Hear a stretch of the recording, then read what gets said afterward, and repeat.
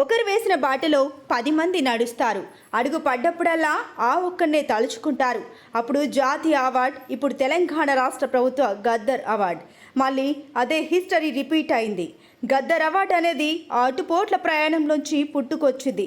మబ్బు పడితే చంద్రుడు లేనట్ట, చేతులు అడ్డు పెడితే సూర్యుడు రానట్ట. అపవాదులు, అపోహలు ఎన్ని చుట్టుముట్టినా లక్ష్య పెట్టలేదు. అల్లు అర్జున్ బయటికి వస్తే జనాలు ఈలలు వేసి గోల చేస్తారు. అతని టాలెంట్ మాత్రం సైలెంట్ బ్లాస్ట్ అవుతుంది. గద్దర్ అవార్డు రూపంలో తనని వెతుక్కుంటూ వస్తుంది. ప్రయాణం మాత్రమే చేసేవాడు గమ్యం తెలుసుకుంటాడు. అప్పుడు దానికోసం ఎదురుచూపులుండవు. మైలురాళ్ళు మన దగ్గరకు రావు. నడుచుకుంటూ వెళితే అవే వెనక్కి వెళ్ళిపోతాయి. అర్జున్ అలాంటి ఓ ప్రయాణికుడు, అలుపెరగని స్వాప్నికుడు. పుష్ప 2కి గద్దర్ అవార్డు ప్రకటించగానే అతని అభిమానులు గర్వంగా తలెత్తుకున్నారు. గద్దర్ అవార్డు అందుకోబోతున్న మొదటి హీరో చీకట్లు కమ్మినా చివరికి వెలుగు వచ్చి తీరుతుందనడానికి ఇదే నిదర్శనం. అతని అసాధారణ ప్రతిభకి ఇదో ఉదాహరణ. ఆ అవార్డు అందుకునే తరడం కోసం అశేష అభిమానగణం ఎదురు చూస్తోంది.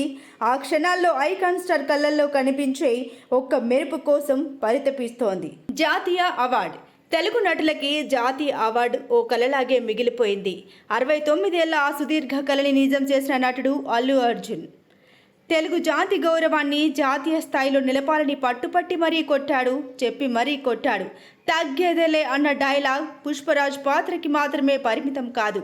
ఆయన వ్యక్తిత్వం కూడా అదే. జాతీయ అవార్డు రాలేదని బాధపడుతూ కూర్చోలేదు, బెంగపడుతూ బేలముఖం పెట్టలేదు.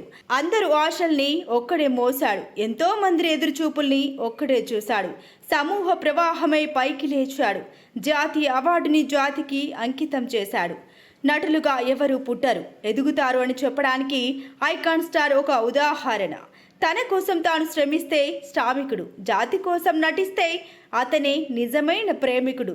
జాతి గర్వంగా తలెత్తుకొని చూడాలంటే సర్వం ధారపోయాలి, పనిని ప్రేమించాలి. అప్పుడే అది సాధ్యం. అది చేసి చూపించాడు. తొలి దారి వేయాలంటే ఎంత కష్టపడాలి, తొలి అడుగు పడాలంటే ఎంత పరితపించాలి, అందరి ఆకాశాన్ని కిందికి దించాలంటే ఎంత బలంగా నిలబడాలి, కనిపించని స్వర్గాన్ని చేతిలోకి తీసుకోవాలంటే ఎన్ని అవరోధాలతో తలపడాలి. అల్లు అర్జున్ అదే చేశాడు, చరిత్ర సృష్టించాడు.